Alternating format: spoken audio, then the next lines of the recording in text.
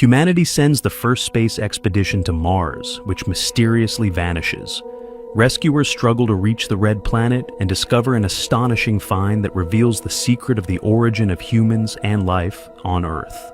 A party is held at the house of astronaut Luke Graham in honor of his departure to Mars. Families of his friends and colleagues gather, and the man says goodbye to those staying behind, including his friend Jim McConnell, who had long been preparing for this flight but had to leave the project due to his wife's illness. The friends wish Luke a safe flight and remember his late wife. She would have been happy that the mission is happening. In 2020, the first manned expedition arrives on the red planet.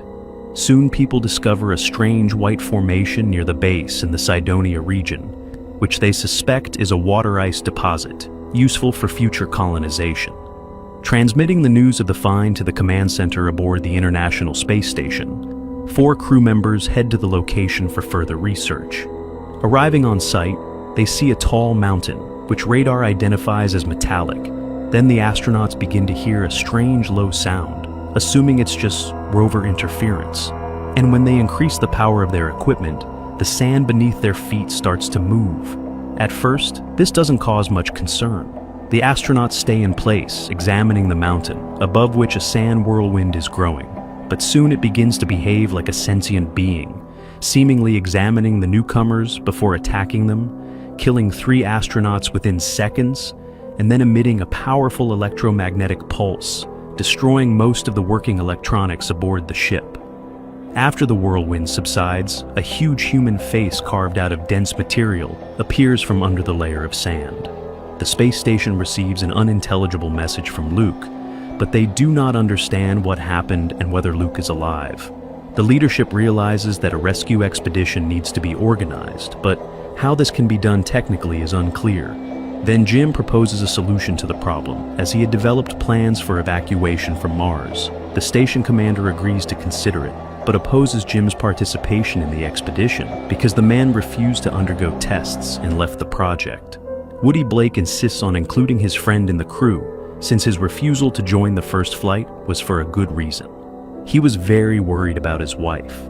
Besides, it was he and his wife who studied and planned the Mars mission, so Jim knows more about the planet than anyone else, which will definitely help the rescue effort.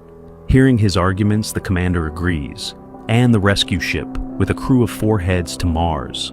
Along with Woody and Jim, the team includes specialists Terry Fisher, Woody's wife, and Phil Allmeyer. During the trip, Jim quietly envies the love between Woody and Terry, watching how tenderly they treat each other. Soon, Mars becomes visible, and the crew notices the expedition camp is still intact, even spotting 3 burial mounds beside the building. It's unclear what happened to Luke. Maybe no one was left to bury him. Suddenly, a magnetic storm sweeps the planet, blocking their view. Command gives the order to land. Woody goes to tell Jim the news and catches him watching a home video, revealing his wife was also an astronaut and that they dreamed of going to Mars together. As the ship prepares to enter orbit, a swarm of micrometeorites appears, and one punctures the hull, injuring Phil's arm. The station starts losing air, forcing Woody to go outside and fix the breach. The hole is too small to see, so Terry squeezes juice, which floats toward the leak and seeps through, marking the spot. But the crew misses another breach in a main engine's fuel line. When the engine fires, fuel leaking into space explodes, destroying the ship.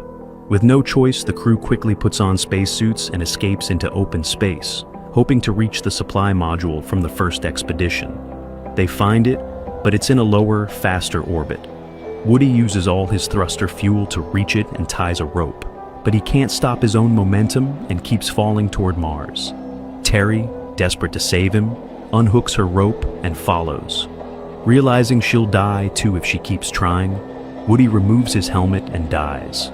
Crying, Terry watches her husband's body collapse onto the planet, then rejoins the others. The 3 astronauts land on the planet using the module. Although the module itself won't be able to take off again, the rescuers have brought new motherboards for the first expedition ship, replacing the burned-out ones. Upon arriving at the first expedition's base, they search it but find no one, though the living quarters are completely intact. Jim heads to the greenhouse and is stunned that all the plants are thriving. Everything's functioning perfectly. The astronaut removes his helmet, and in the water's reflection, he sees Luke with an axe attacking him, unable to tell if this is a real person or a vision. The man is restrained, and only then does he begin to believe they've come for him. The astronauts realize Luke isn't entirely mentally stable, having spent over a year on Mars in total isolation. After recovering from the sandstorm attack, he buried the dead and began studying the strange structure. He shows the rescuers the video of the discovery that killed his crew, and they're stunned, realizing they're looking at a humanoid's face. Next, he shares his most important find, a recording of the sound heard near the formation. After months of analysis, he figured out that it represents human DNA plotted on a spatial coordinate system. Someone left it here as a signature. But later, recalling how Phil built his ideal lover's DNA from candy, Jim realizes it's not a signature. It's actually a test, left by the creators as a lock guarding an entrance. The first expedition died because they answered wrong. Instead of completing the DNA to prove they were human, they aimed radar at the face. The structure's defense system, the sandstorm, killed them for the mistake. The team heads to the Sphinx, but sends a robot first, transmitting the corrected DNA signal through it. A bright light shines from an entrance that appears in the face. Everyone except Phil, who stays to repair the ship, enters. Jim orders Phil to take off at a precisely set time, even if they don't return. Then the crew enters a white room, the door closes, and the astronauts lose contact with the ship. And soon, the room fills with Earth's atmosphere, and they remove their helmets. Behind them, another airlock opens. As they pass through it, the astronauts step into a dark room, where a massive three-dimensional projection of the solar system appears. Then, a hologram of a Martian materializes, silently explaining that, long ago, a massive asteroid struck Mars, wiping out its ecosystem, one that closely resembled Earth's.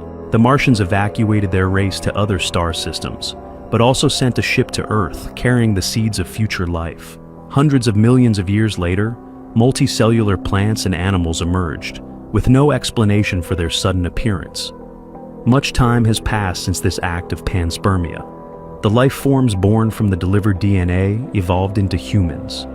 They were meant to return home to Mars one day, so the Sphinx would recognize them as the heirs of this grand experiment. The hologram extends a hand to the Earthling, affirming they are of the same kind. The Martian hologram vanishes, and before them, the hatch of a spaceship opens, one that could carry someone to the Martian's new home. Meanwhile, Phil fails to reach his friends and prepares for liftoff. The others hear his warning. The storm is growing stronger and will soon swallow the ship. They know they must hurry, but Jim refuses to return to Earth when the chance to journey to another galaxy is right there. He believes this is an invitation, that he was meant to reach this new world. Jim bids his friends farewell. Terry hands him a small rocket pendant as a keepsake, once Woody's, and the astronauts depart.